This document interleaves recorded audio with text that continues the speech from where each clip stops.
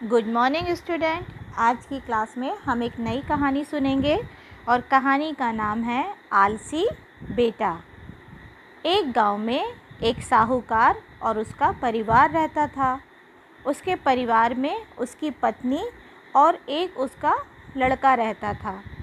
साहूकार रोज़ाना सुबह जल्दी उठता, सबसे पहले मंदिर जाता और फिर अपने सारे काम देखता था। साहूकार रोज़ाना अपने लड़के को भी साथ चलने के लिए कहता, लेकिन उसका बेटा एक नंबर का आलसी था और साहूकार के बार बार कहने पर भी वो काम पर नहीं जाता था, बस सोता ही रहता था। एक दिन साहूकार की तबीयत बहुत ज़्यादा खराब हो गई और एक दिन अचानक उसकी मौत हो गई। साहूकार की पत्नी और उसके लड़के को बहुत दुख हुआ। साहूकार के मर जाने के बाद भी साहूकार का बेटा पहले की तरह आलसी ही था और काम पर नहीं जाता था। एक दिन उन्हें मालूम हुआ कि उन्हें कारोबार में बहुत घाटा हुआ है। साहूकार की पत्नी ने अपने लड़के को बोला कि तुम काम पर जाया करो, वरना ये घाटा इसी तरह बढ़ता जाएगा। लेकिन लड़के ने बोला कि माँ, मुझे तो काम के बारे में कोई जानकारी नहीं है, मैं इसे कैसे संभालूँगा। माँ ने बोला कि बेटा, तुम अपने नाना के पास जाओ, वो इस काम के बारे में जानते हैं। तुम्हें नाना निश्चित ही कोई रास्ता दिखाएंगे। माँ की बातें सुनकर लड़का अपने नाना के पास पहुँच गया और सारी बातें अपने नाना को बताईं। लड़के की सारी बातें सुनकर लड़के के नाना ने लड़के को बोला कि तुम रोज़ाना सुबह जल्दी उठना, पहले मंदिर जाना और फिर जहाँ जहाँ तुम्हारे पापा का काम फैला हुआ है वहाँ भी जाना।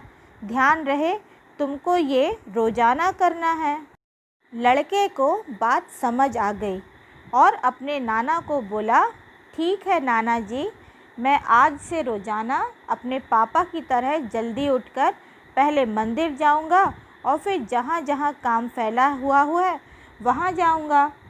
अब लड़का रोज़ाना सुबह जल्दी उठता, सबसे पहले मंदिर जाता, फिर अपने सारे काम देखता। दरअसल अब हुआ ये कि उनके मज़दूरों को मालूम हो गया कि उनका मालिक रोज़ाना काम पर आने लगे हैं, इसलिए पहले जो घोटाला करते थे उन्होंने वो घोटाला बंद कर दिया ताकि कभी किसी दिन पकड़े ना जाएं। अब धीरे धीरे उनका मुनाफा बढ़ने लगा। लड़का बहुत खुश था और अपनी मम्मी को बताया। उसकी मम्मी भी बहुत खुश हुई और उसकी मम्मी ने कहा, बेटा, अपने नाना के पास जाओ और उन्हें शुक्रिया बोलो, क्योंकि उनकी वजह से ही हमारा काम फिर से चलने लगा है। लड़के ने ऐसा ही किया। वह अगले ही दिन अपने नाना के पास पहुंच गया और नाना से बोला कि आपकी वजह से हमारा काम फिर से चलने लग गया। नाना ने कहा, बेटा, मेरी वजह से नहीं, तुम्हारी वजह से। और फिर नाना ने सारी बातें लड़के को समझाई कि कैसे उसने उसके आलस का फ़ायदा उठाकर उसके मज़दूर काम में घोटाला कर रहे थे, जिसकी वजह से उन्हें नुकसान हो रहा था। लड़के को सारी बात समझ में आ गई और उसे नाना के सामने कसम खाई कि ज़िंदगी में आज के बाद वो कभी भी आलस नहीं करेगा। इस कहानी से हमें ये शिक्षा मिलती है कि आलस बहुत बुरी चीज़ है।